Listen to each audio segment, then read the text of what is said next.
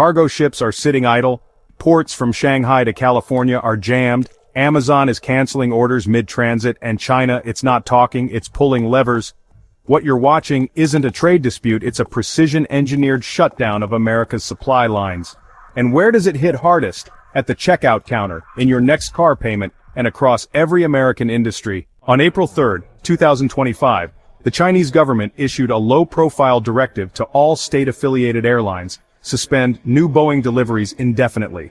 No televised declaration, no accusations, just silence and a freeze that wiped $28.4 billion off Boeing's valuation in 48 hours. According to Bloomberg, the halt affected 84 aircraft scheduled for delivery in the second and third quarters, including models from the 737 and 787 Dreamliner families, orders that Boeing had publicly relied on to stabilize its post-COVID backlog. But this wasn't about aircraft specs. According to a leaked Chinese Ministry of Commerce memo obtained by the South China Morning Post, the move was a calibrated response to hostile U.S. tariff escalations.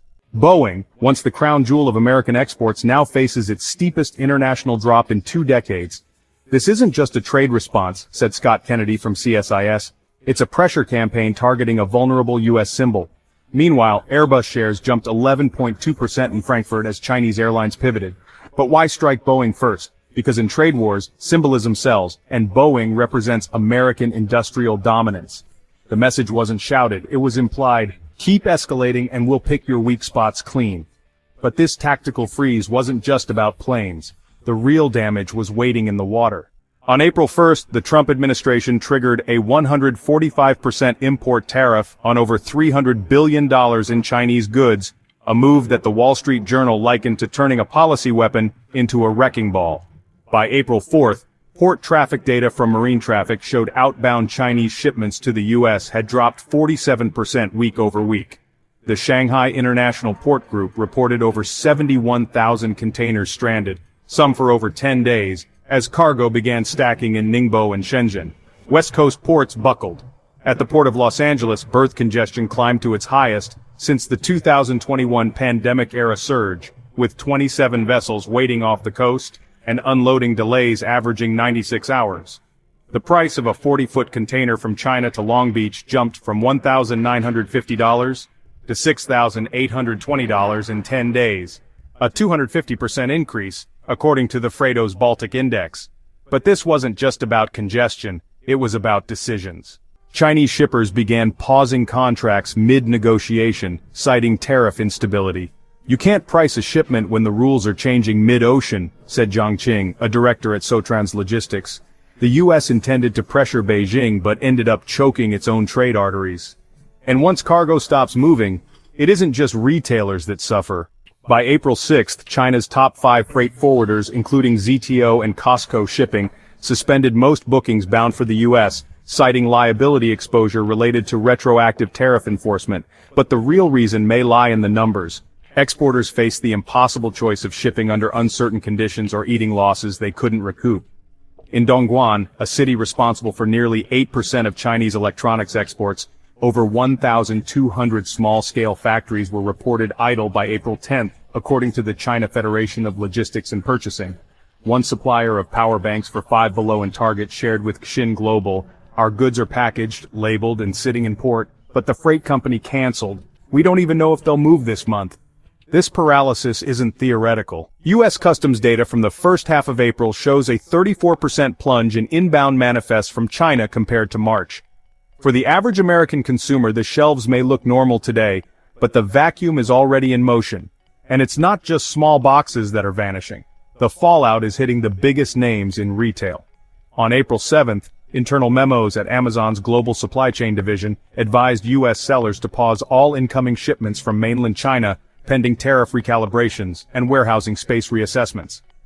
Just 36 hours later, Five Below publicly confirmed it canceled over $67 million in product orders already en route, roughly 11% of its second quarter inventory flow, according to its SEC filing.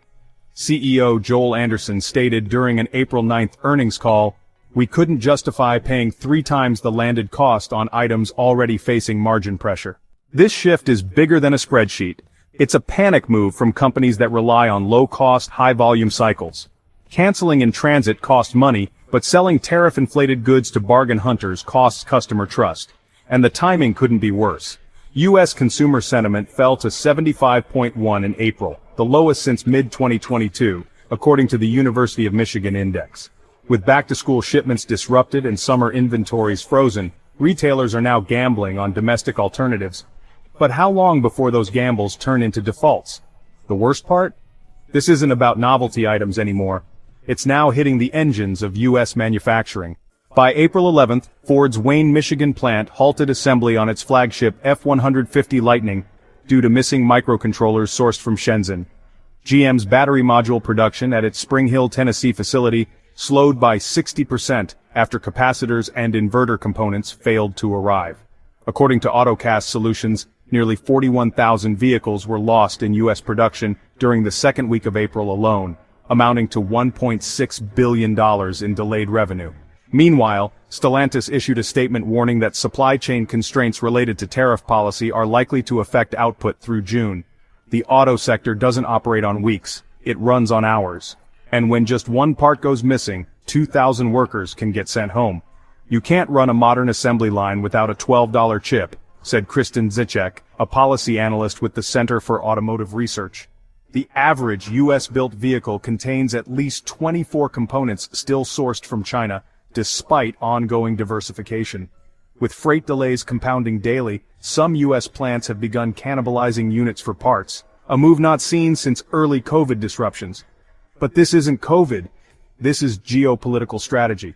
And if the White House can't stabilize imports, the next auto shortage may not be temporary, it may be structural. Between April 1st and April 14th, the cost of shipping a 40-foot container from China to the U.S. surged from $2,000 to over $7,300, according to the Freightos Baltic Index.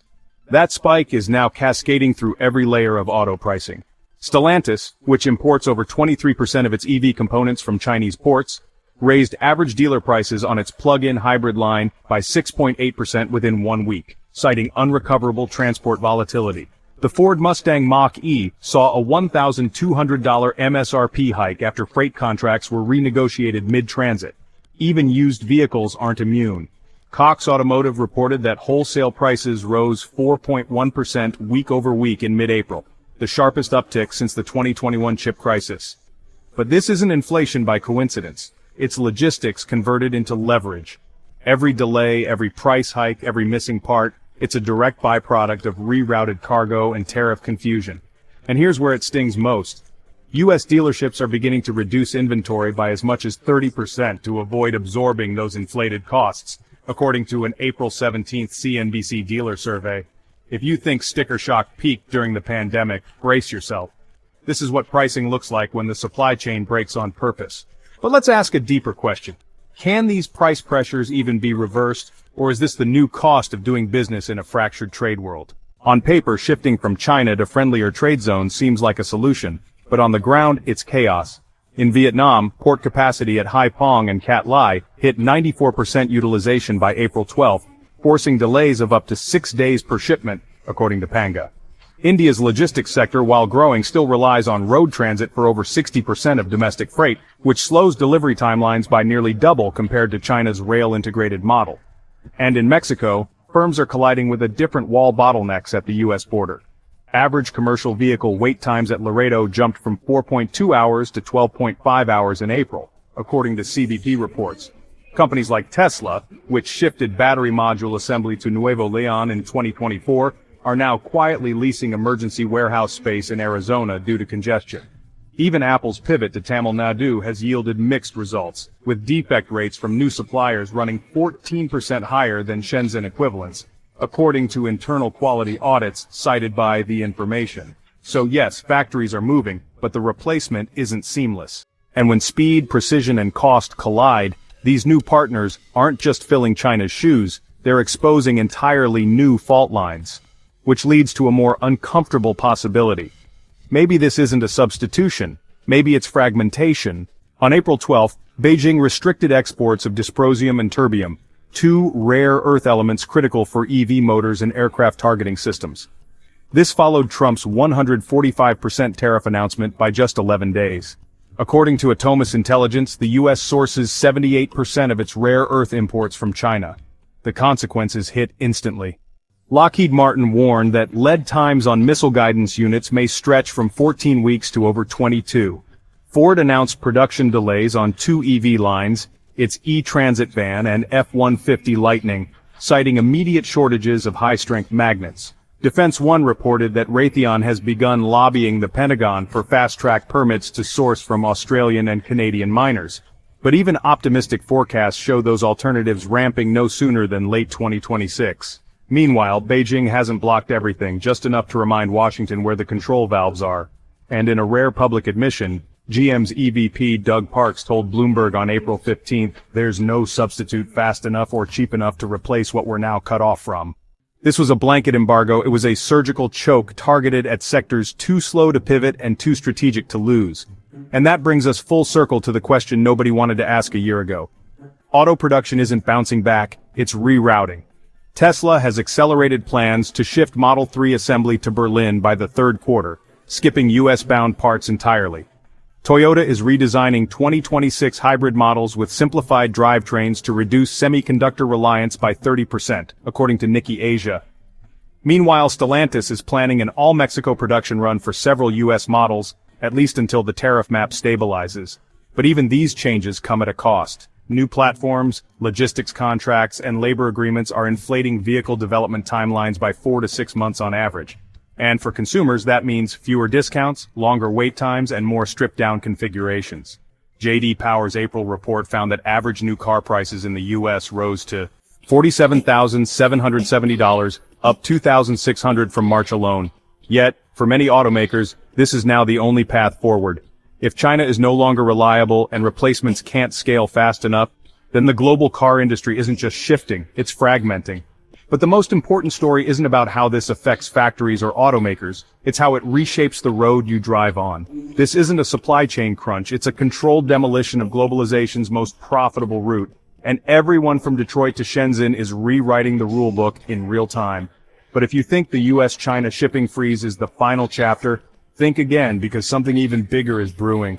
Not in the cargo ports or the car lots, but in the bond markets. Foreign holdings of U.S. treasuries just fell to their lowest level since 2011.